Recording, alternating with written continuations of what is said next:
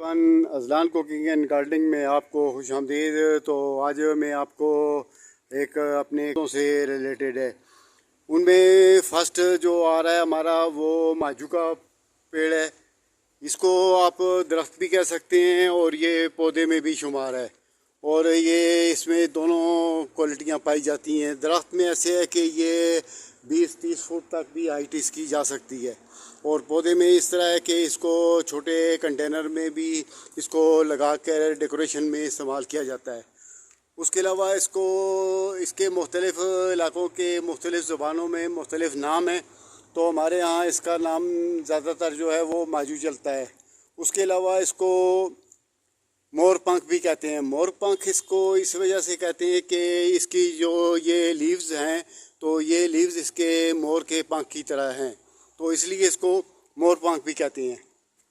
तो उसके अलावा ये जो है कम से कम 6 या 7 साल पुराना ये माजू का दरख्त है। तो मैं इसको दरख्त ही कहूँगा, इसको मैं प्लांट नहीं कहूँगा, क्योंकि ये दरख्तों में शामिल है। इसकी स्टेम जो है, स्टेम भी इसकी दरख्तों जैसी है, और इसके लीव्स जो हैं ये भी दरख्तों में शामिल हैं। तो इसको मैं दरख्त ही कहूँगा। और ये हार्डवुड में शामिल है। तो ये हार्डवुड वाला पेड़ है। जो भी हार्डवुड वाले पेड़ हों तो उसको आप इसमें शामिल कर सकते हैं। ये नहीं, ये ट्री है। तो ये हमारे पास जो लगा हुआ है, ये इसकी केयर बहुत अच्छी हो रही है, और यहाँ हमारे दोस्त हैं जो इसकी अच्छी तरह इसकी केयर करते हैं। उसके अलावा ये क्योंकि कंटेनर में नहीं लगा हुआ, ये शुरू में जब आया था तब ये कंटेनर में था। उसके बाद इसको कंटेनर से निकाल के तो इसको ट्रांसप्लांट किया गया।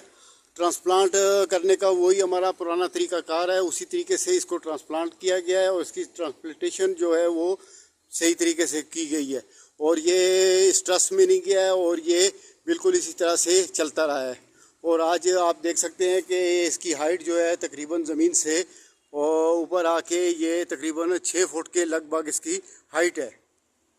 तो ये पौधा जो है, ये प्लांट जो है, या इसको ट्री आप कह लें, तो ये जो है ये इसमें फ्लावरिंग भी आती है। फ्लावरिंग इसकी जो है वो तकरीबन इसके सीड से मिलती जुलती इसकी फ्लावरिंग होती है। इसकी फ्लावरिंग कोई इतनी स्पेशल फ्लावरिंग नहीं होती है। आप देख सकते हैं, तो ये इसकी फ्लावरिंग और ये इसका फ्रूटिंग है। ये फ्रूटिंग इसका रिज़ल्ट है। फ्रूटिंग में ये शामिल नहीं है, ये जो है ये सीड में शामिल है।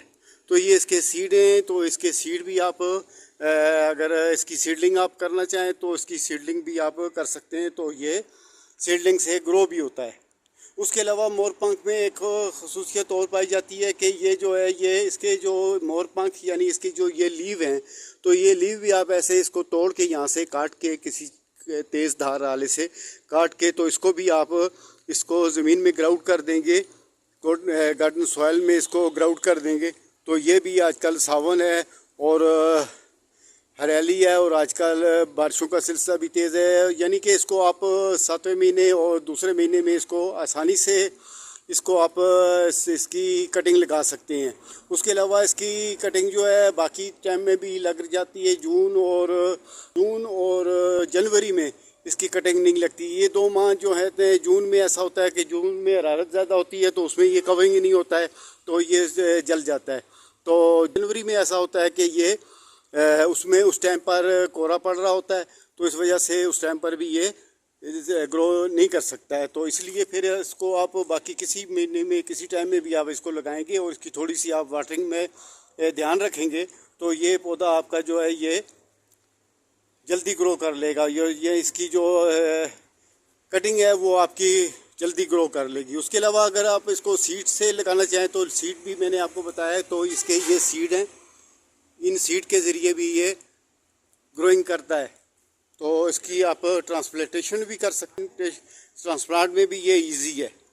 तो उसके साथ ही मैंने आपको शुरू में बताया कि मेरे पास क्योंकि यहाँ पर 2 प्लांट हैं, तो दोनों से ही मैं रिलेटेड ये प्रोग्राम चला रहा हूँ।